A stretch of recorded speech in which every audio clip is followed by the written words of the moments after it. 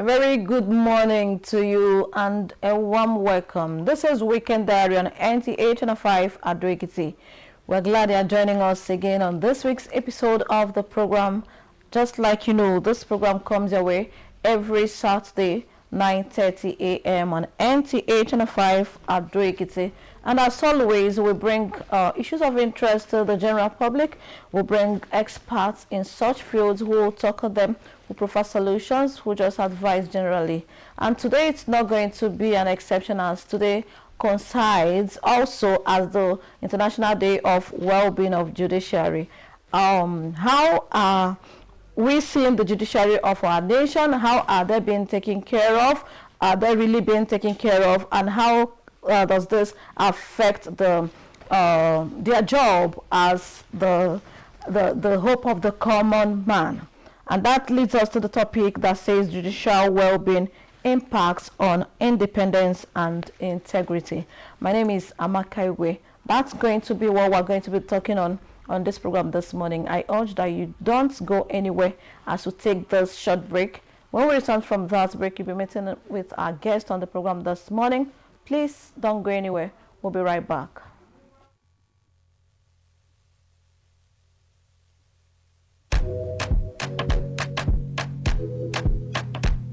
Your favorite weekend breakfast show, Weekend Diary on NTA Ado Ekiti, your choice station, is now repackaged, repositioned, and reinvigorated to serve you better. Weekend Diary is informative, educative, and entertaining. It is out to add colors to your weekend. The captivating program comes up every Saturday. Time 9:30 to 10:30 a.m. on NTA Ado Ekiti Channel 5. You can also join us on Star Times Channel 103 or on Facebook NTA Ado Ekiti. For advertisement and sponsorship, please visit the Nigerian Television Authority in Ilawe Road, Ado Ekiti. You can call Samuel on 0706-29705. Weekend Diary, your ever-pleasing weekend breakfast show.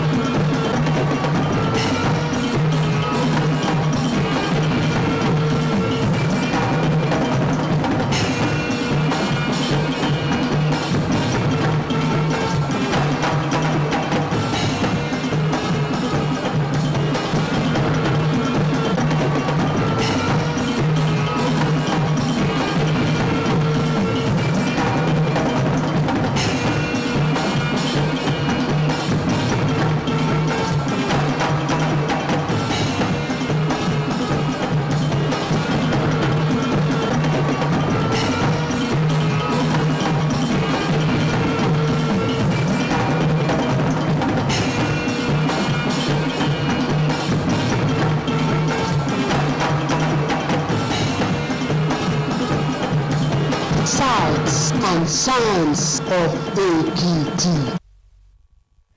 All right, welcome back from that break. If you just joined the program as Weekend Diary on NT805 Ado Ekiti, remember you can join us on YouTube and Facebook on NTA Ado Ekiti, both on YouTube and Facebook. Like we said earlier, we're going to be looking at judicial well-being, impacts on independence and integrity. A strong judiciary is a backbone to justice, democracy, and the rule of law in any society. The well-being of the judiciary goes beyond salaries. It includes independence, resources, safety, and public trust. When judges work in fair, secure, and well-equipped conditions, they can deliver timely and impartial justice. Therefore, protecting the well-being of the judiciary is essential for protecting the rights and freedom of every citizen.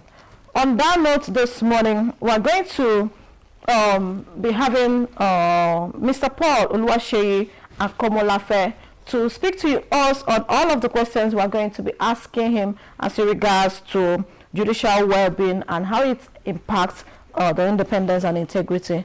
It's good to have you, Mr. Paul Oluwaseyi, Mr. Paul Oluwaseyi Akomolafe is the chairman, MBA at Ado-Ekiti branch. It's good to see you on Weekend Diary this morning, sir. Thank you, Mrs. Amaka. It's All my right. pleasure being here this morning. All right, okay, you're welcome. We are looking at the judicial well-being, how it impacts the independence and integrity. Now let's even get what this means. What does judicial well-being mean to you, and why is it important to have an international day dedicated to that?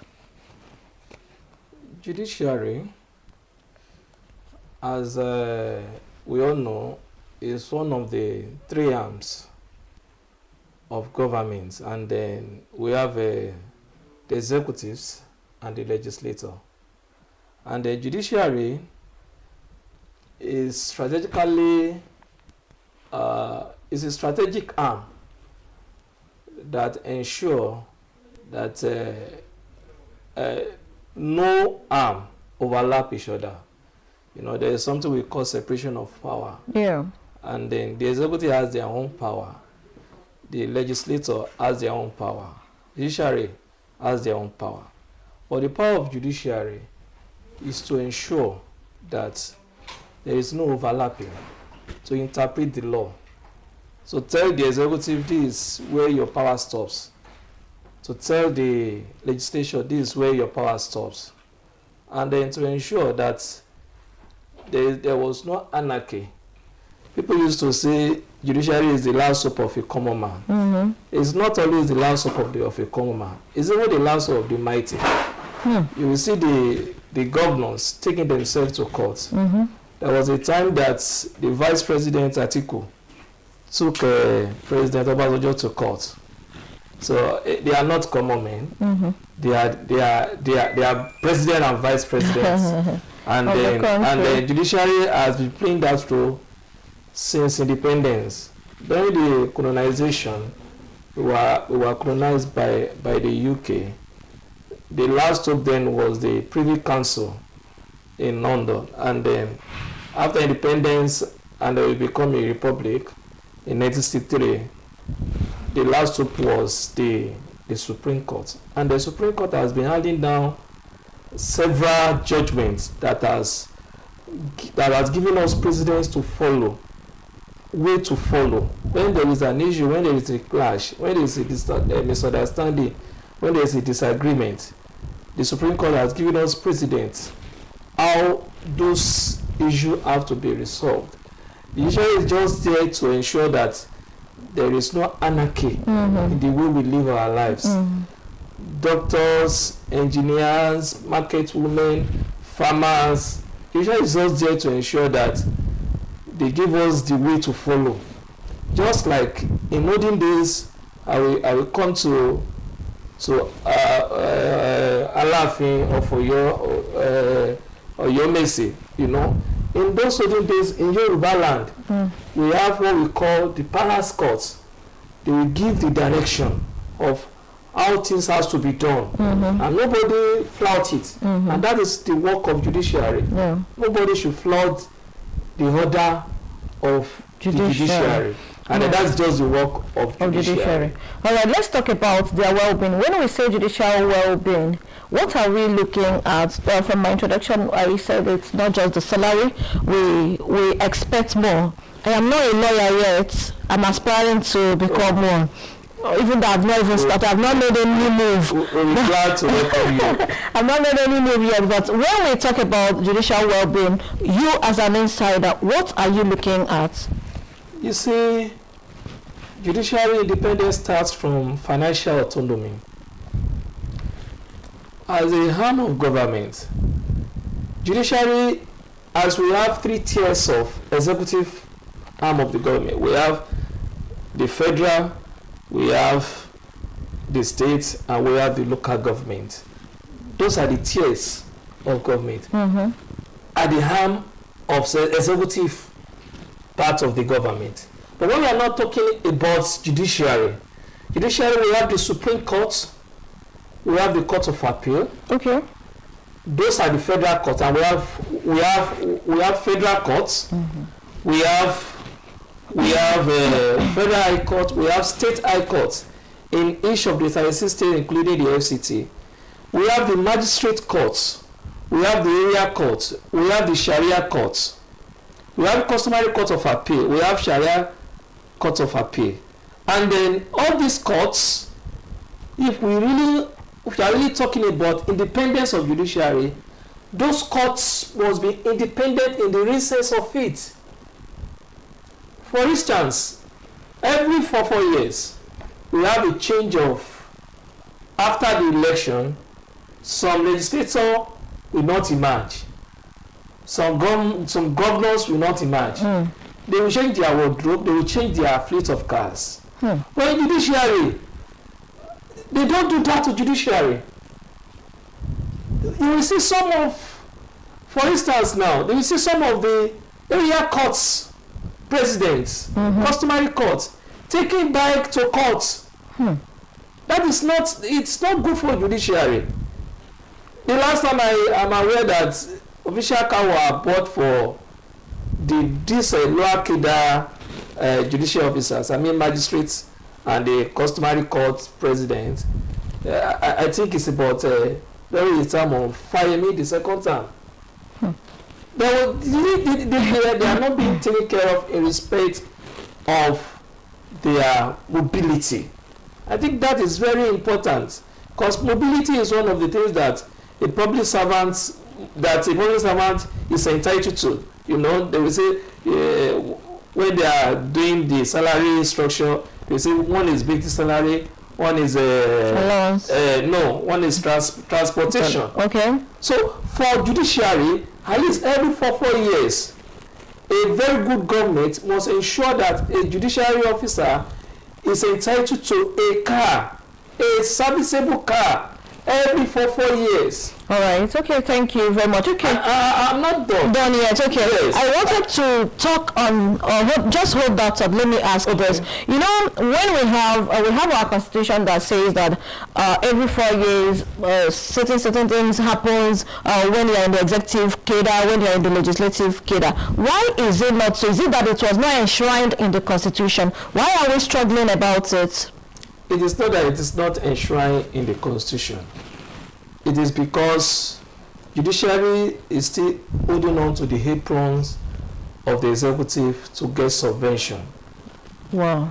For instance now, the High Court judges, they are being paid from the account of the National Judicial Council. Whereas the magistracy and the customary courts president, they are being paid from the state subvention. And then not only judiciary financial support is coming directly from the NJC. We still be having this issue. Conversation, yeah. Yes.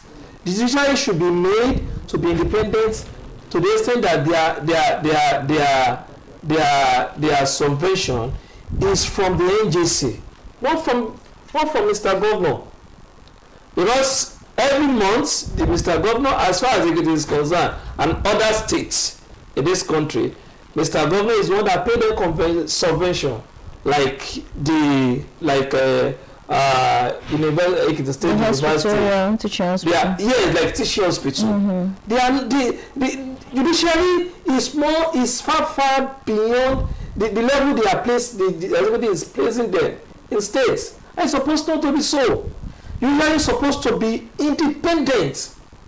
The autonomy of judiciary should not be placed higher than that of the local government. Local government is an executive, it's a tier. But judiciary is an arm on its own, and it must be independent in the real sense of it. Financially, it has to be independent. Materially, it has to be independent. But the issue of Mr. Governor will be the one to determine what is going to go to judiciary every month. The salary that is going to be given to the supporting staffs, salary that will be given to the judges, the allowance that will be given to the judges, the salary that will be given to the magistrate and the customary courts president and members. As far as we are having this kind of situation, judiciary cannot be financially independent. The chief judge will always be at the mercy the executive. governor. Okay. Yes. All right. Thank you very much. I want us to go back a little. While we were talking, you keep saying we have to depend on the executive to be financed and all that. Yes. Okay. The executive, they are not going against the constitution by doing that. That's what the constitution says, right? Yes. I'm correct. Okay. Why is the judiciary not doing anything, maybe pushing for constitutional change as regards to that, so that there will be total financial autonomy for the judiciary? Before constitution can be amended, it has some stages that it has to go through. Before amending constitution, this governor will be those that will determine. They are politicians. Judiciary as a arm they are not politicians. They are judicial officers. They cannot play politics. Mr. CJ cannot play politics. But Mr. Speaker and Mr. Governor, they can play politics. And then before you can amend constitution, Mr. Speaker must vote.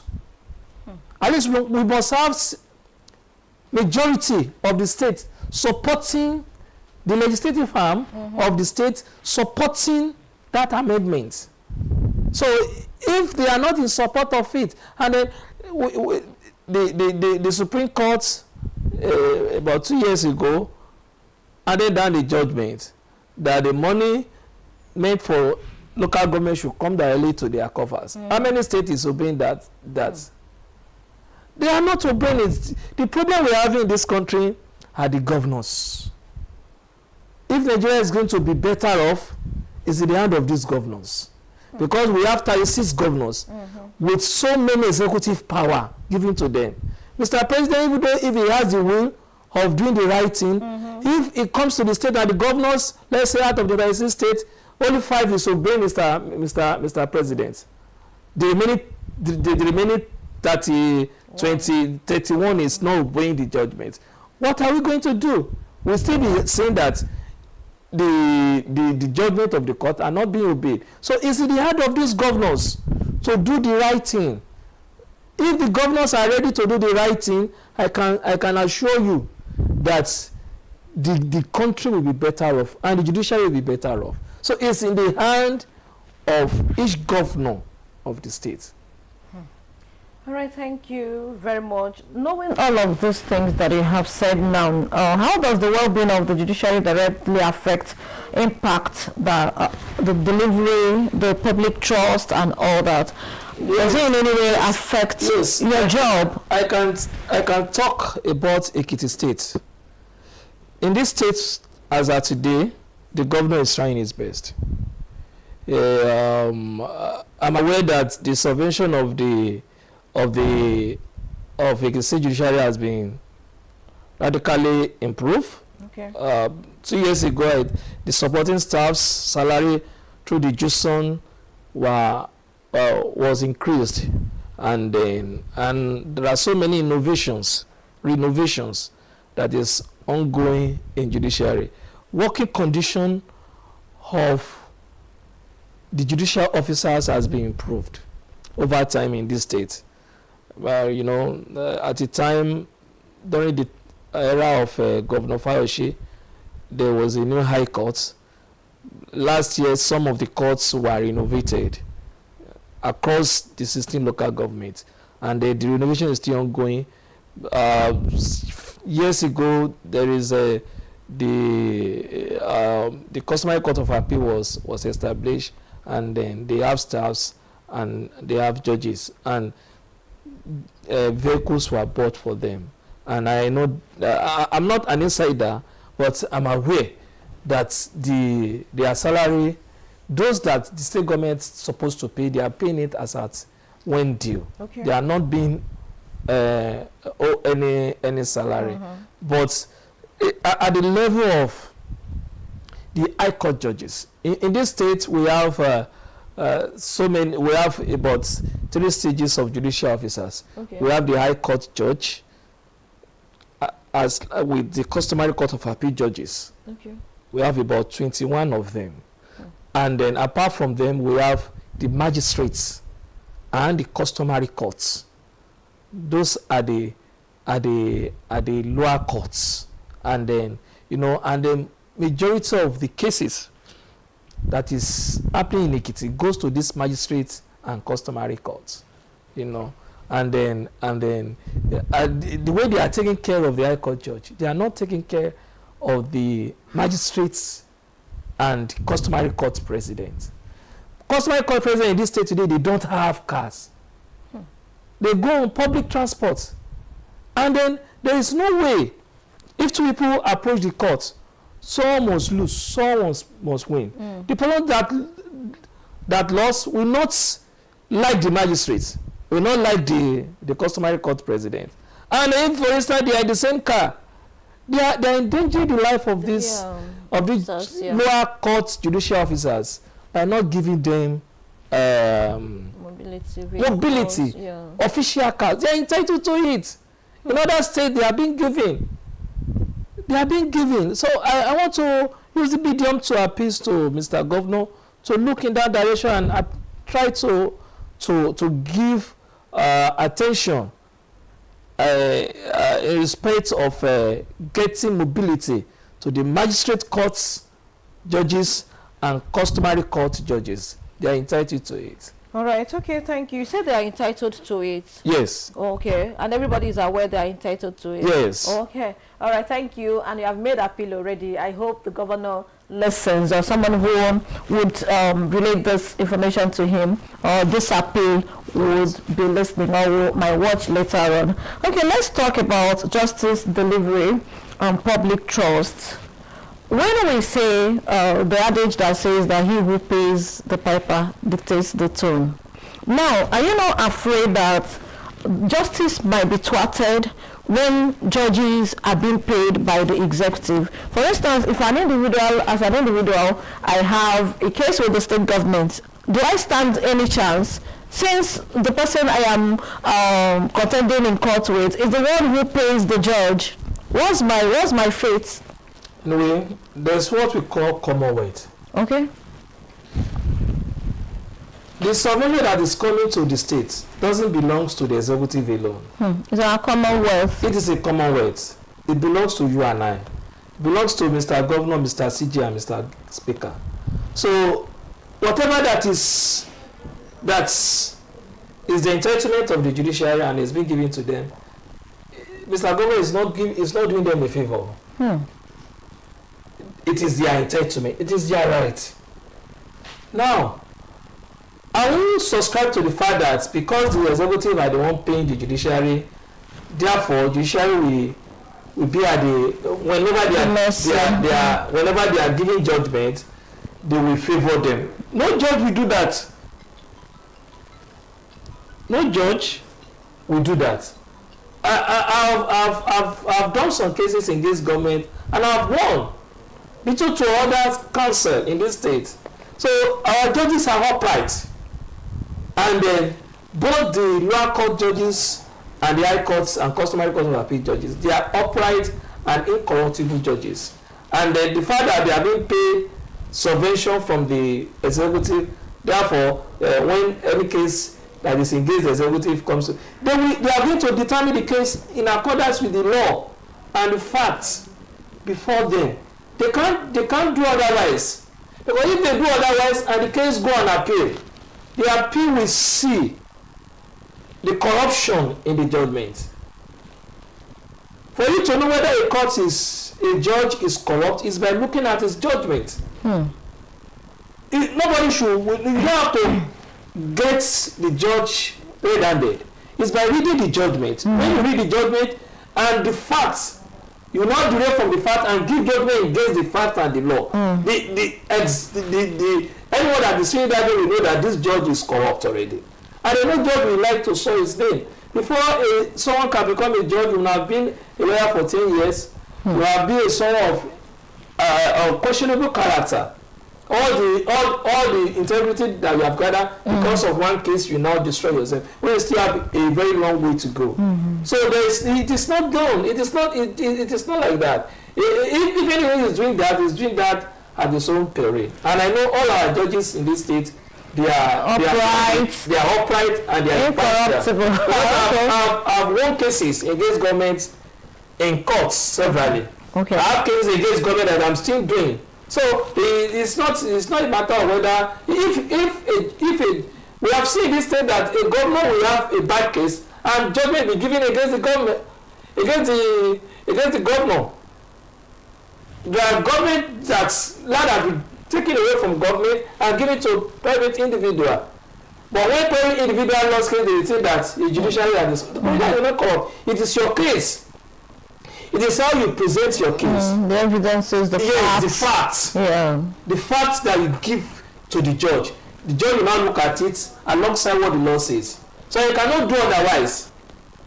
So the fact that they are being paid by the judiciary, that if the executive now asks case before them, they will now do. They don't do that. All right, thank you very much. We've just talked about when it is between a government official or a high-ranking officer of the government and an individual, a common man. Okay, let's talk about. There's someone who said some time ago that judgment is not cheap. When I tried asking him what does it mean and all that, he now says that for you to win a case, this means that you have a good lawyer.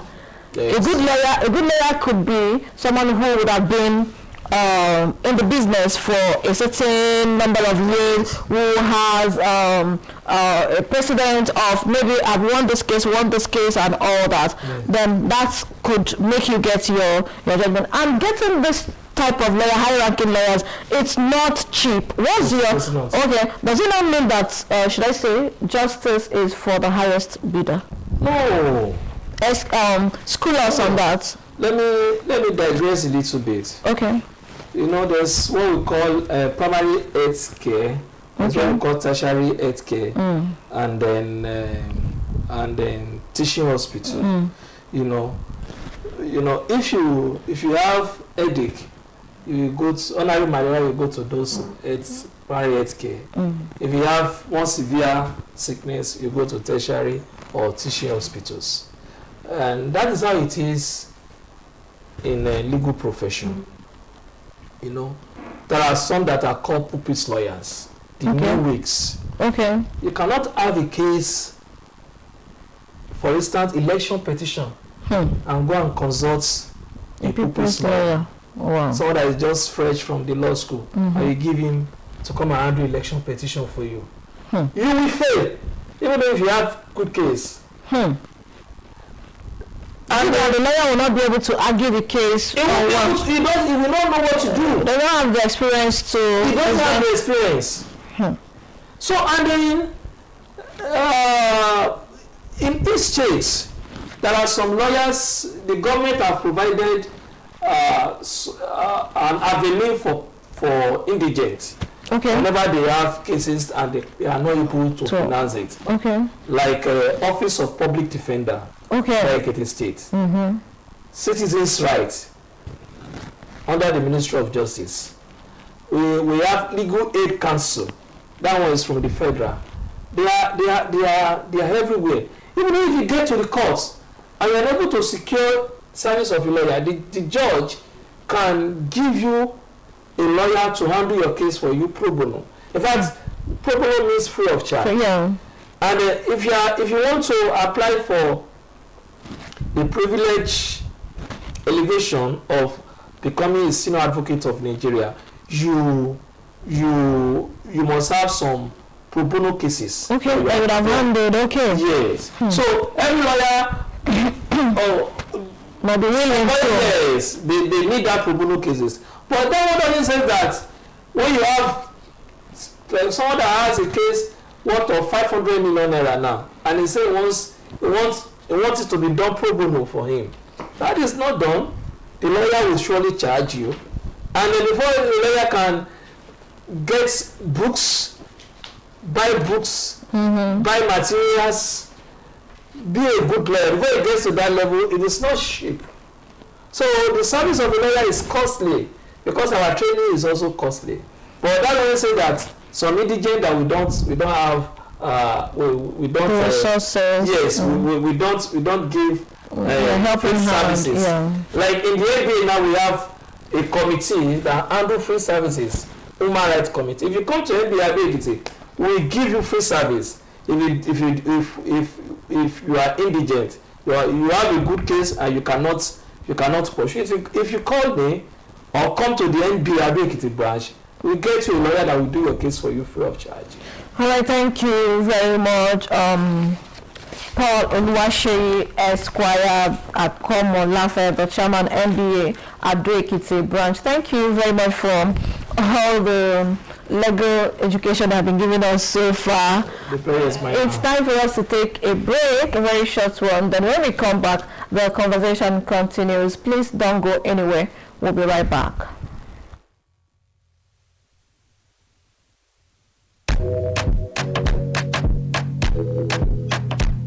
Your favorite weekend breakfast show, Weekend Diary on NTA Ado-Ekiti, your choice station, is now repackaged, repositioned, and reinvigorated to serve you better. Weekend Diary is informative, educative, and entertaining. It is out to add colors to your weekend. The captivating program comes up every Saturday. Time 9:30 to 10:30 a.m. on NTA Ado-Ekiti Channel 5. You can also join us on Start Times Channel 103 or on Facebook NTA Ado-Ekiti. For advertisement and sponsorship, please visit the Nigerian Television Authority in Ilawe Road, Ado-Ekiti. You can call Samuel on 0706-29705. Weekend Diary, your ever-pleasing weekend breakfast show. I am His Royal Majesty Oba Peter Ojo-Daramala Igbomekunye Adaramala Ijode II, Olora of Ekiti, those local government, Ekiti State. My advice for our youth is to shun drug abuse. Taking of hard drug is a self-destruction. They should think of how to spend their life in a very good way, not taking hard drug, because their future is still bright. If someone can be hardworking and be focused and be prayerful, everything will be okay. There is nothing good that the hard drug do for the life of anybody. It's a self-destruction, and I don't wish anybody to destroy their own life with their own hand. That is my advice for the Timmy youth in Ekiti State and in my community. God bless you.